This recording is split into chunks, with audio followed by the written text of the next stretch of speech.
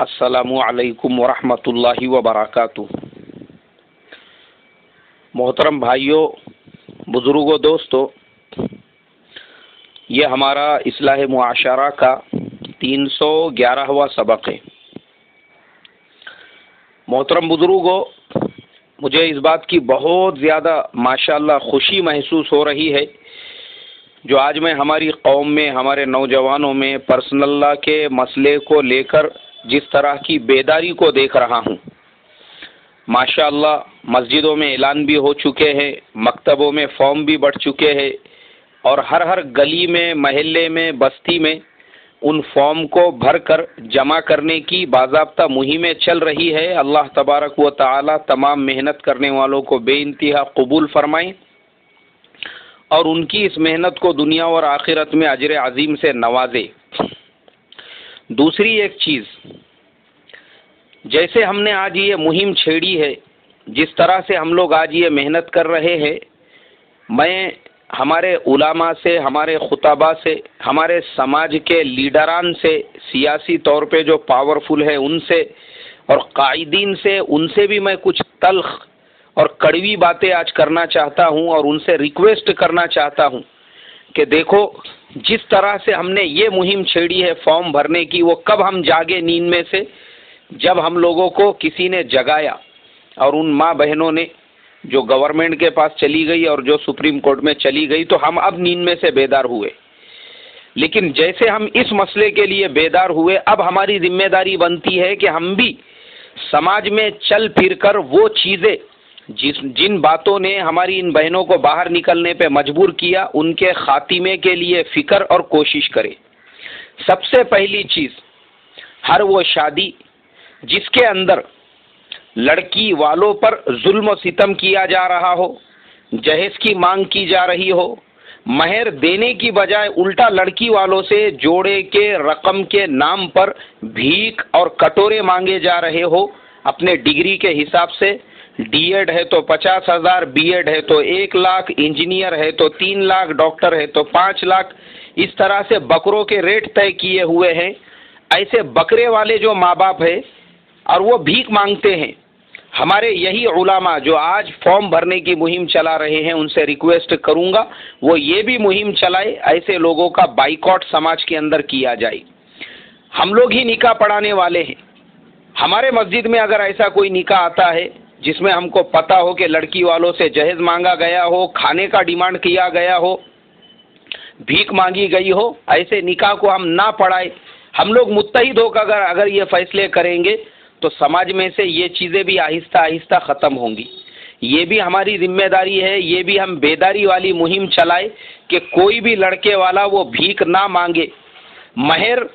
جب ہم لکھتے ہیں فارم کے اندر تو یہ پہلے سے ہم تحقیقات کر لیں کہ لڑکے والے ان کی حیثیت کے مطابق مہر باندھ رہے ہیں یا نہیں۔ اگر مہر مثل وہ نہیں باندھ رہے ہیں تو وہ نکاح پڑھانے والے امام صاحب کی، قاری صاحب کی ذمہ داری بنتی ہے کہ وہ فارم بھرنے سے پہلے وہی رقم ان کو بھرنے کے لیے لگائے جو ان کے اوپر عائد ہوتی ہے، ورنہ کروڑ پتی ہو کر بھی وہ 786 اور 1100 روپیہ مہر باندھ رہا ہے، اس کا نکاح صحیح نہیں ہوگا۔ یہ ہماری ذمہ داریاں بنتی ہے عورتوں کو ان کا برابری کا حق دلانے کی، اور سماج کو بیدار کرے کہ طلاق دینے کا صحیح طریقہ شرعاً وہ کیا ہے۔ یہ چیزیں بھی ضروری ہے۔ جب ہم ان چیزوں کے تعلق سے قدم اٹھائیں گے اور قوم کو بیدار کریں گے تو وہ مسئلے نہیں پیدا ہوں گے جو آج ہماری ہی ماں بہنیں ہمارے اگینسٹ میں روڈوں راستوں پہ اس لیے نکلی کیونکہ ہم نے یہ برائیوں کو پہلے ختم نہیں کیا۔ اس کے علاوہ آج محترم بزرگوں، ہم لوگ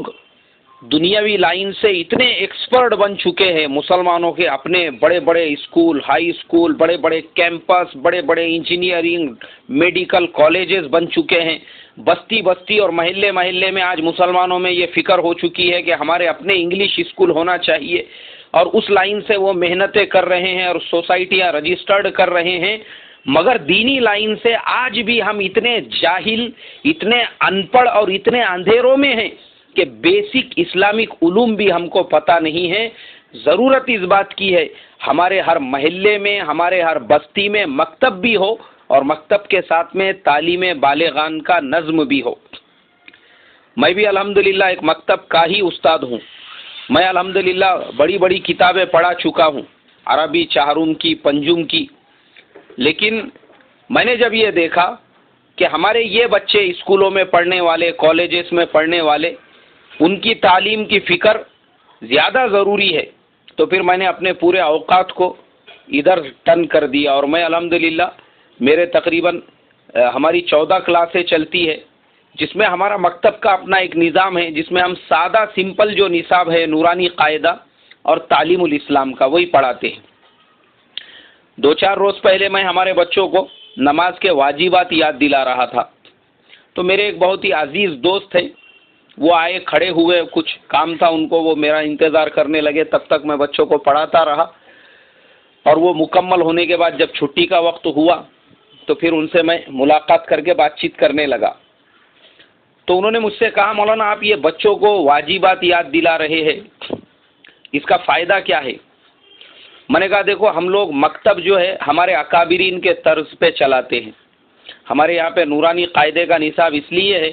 چونکہ میرا تجربہ ہے کہ نورانی قاعدہ جس بچے نے پڑھ لیا، چاہے وہ مراٹھی میڈیم سے پڑھنے والا ہو یا انگلش، اس کو اردو سیکھنے کی ضرورت نہیں، اردو آٹومیٹیکلی بعد میں وہ پڑھ سکتا ہے. نورانی قاعدے میں وہ طاقت ہے. حالانکہ نورانی قاعدہ اس کو سکھایا جا رہا ہے قرآن صحیح پڑھنے کے لیے، تو قرآن تو آئے گا ہی آئے گا اس کو، اس کے ساتھ میں مفت میں اردو پڑھنا بھی وہ سیکھ لے گا. ایک فائدہ تو یہ.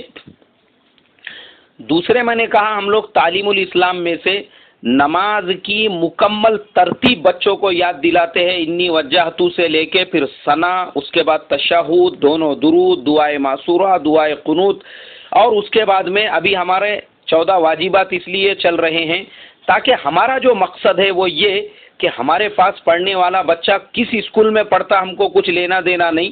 مگر اس نے اتنا مکمل ہونا چاہیے نماز کے اعتبار سے کہ کل کو اگر وہ کسی گاؤں میں، دیہات میں، بستی میں چلا جائے تو وہاں پر اگر مسجد میں امام نہیں ہے تو اس نے کہنا چاہیے کہ بھائی میں پڑھا سکتا ہوں. اور اس کو اتنے مسائل کی ہم معلومات دے رہے ہیں کہ کب سجدے سہو لازم آئے گا اور کب نہیں آئے گا، اس کے لیے واجبات کا یاد دلانا ضروری ہے.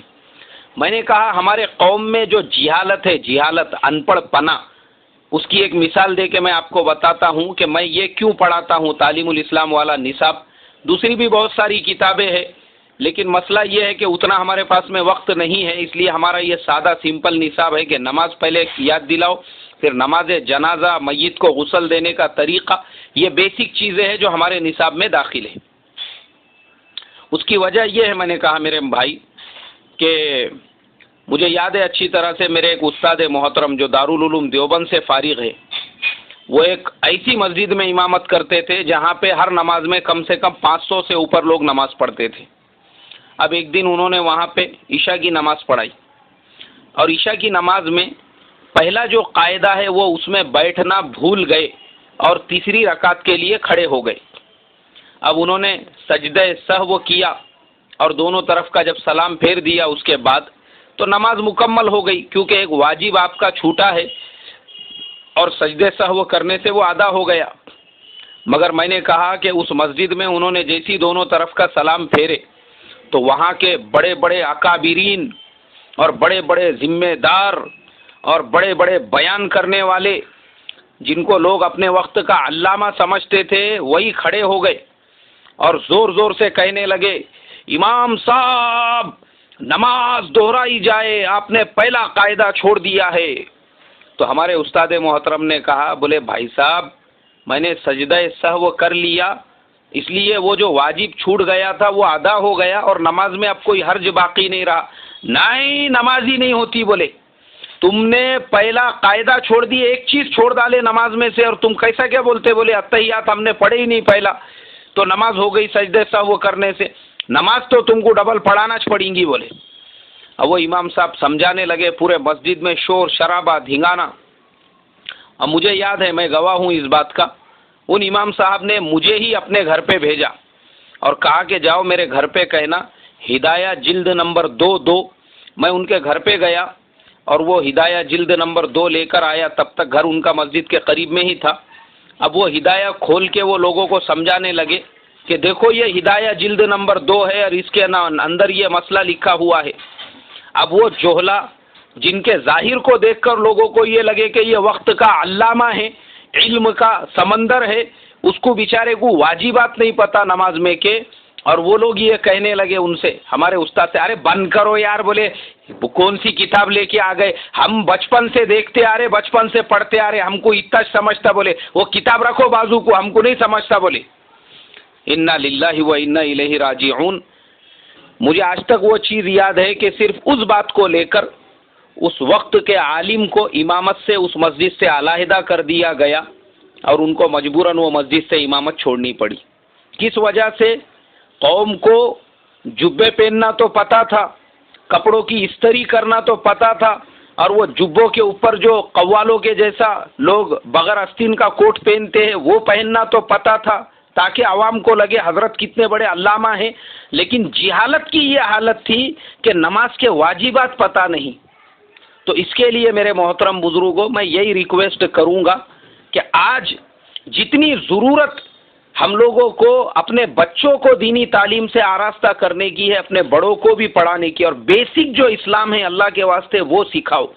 چند دنوں پہلے ہمارے ایک مولانا نعمان صاحب ہے کاوی کے، وہ بیچارے مجھے اکثر ایسے میسیجز کرتے ہیں، مدرسوں کے خلاف کسی نے کچھ بول دیا، علماء کے بارے میں کچھ بول دیا۔ اب وہ ایک انہوں نے میسیج کیے ایک نیوز پیپر کی کٹنگ، جس کے اندر گجرات کے اندر ایک باولا کتا ہے جو ابھی ابھی جیل سے چھوٹ کے آیا ہوا ہے، کریمنل ہے وہ اس نے مدرسوں کے خلاف کچھ بول دیا۔ اب وہ بولنے کے بعد میں وہ لوگ ٹینشن میں آ گئے کہ مدرسے کے خلاف یہ کتے نے بھونکنا شروع کیا بول کے، وہ میرے پاس میں بھی آیا میسیج۔ میں نے کہا بابا، اگر کوئی منسٹر یہ بات بولتا، گورنمنٹ کا لیگل پرسن یہ بات بولتا تو ہم اس کے اگینسٹ میں ایکشن لے سکتے تھے۔ اب ایک کریمنل ہے جو جیل کی دال روٹی کھا کے آیا ہوا ہے، ایسے کتے کے بھونکنے پہ دھیان دینا ہی ہمارا غلط ہے، چھوڑ دو، میں بولا اس کو۔ لیکن اس سے زیادہ مجھے افسوس اس بات کا ہے کہ یہ ایسے دین کے، اسلام کے دشمن تو مدرسوں کے خلاف ہے ہی، ہماری قوم میں بھی ایک بہت بڑی تعداد ایسی ہے جو اپنے آپ کو دین کا ٹھیکیدار، دین کا گتے دار سمجھتی ہے، لیکن ان کے دلوں میں سب سے زیادہ علماء اور مدرسوں کے لیے بغض اور نفرت بھری ہوئی ہے۔ اگر کسی مسجد میں مکتب شروع کیا جائے تو سب سے پہلے مکتب کے درمیان میں اڑتھڑا ڈالنے والے یہی دین کے ٹھیکیدار ہیں۔ کسی بستی میں کسی مدرسے کی بنیاد پڑے، سب سے زیادہ جلن اور حسد انہی ٹھیکیداروں کو ہوتی ہے، پتہ نہیں بیچاروں کو کیا تکلیف ہے۔ تو پہلے ہمارے قوم کے اندر کے یہ مدرسوں کے اور مکتبوں کے دشمنوں کا مقابلہ کرنا ضروری ہے، یہ ایسے کا تو ہم کبھی بھی کر سکتے ہیں۔ اس کے لیے میرے محترم بزرگوں، آج ضرورت اس بات کی ہے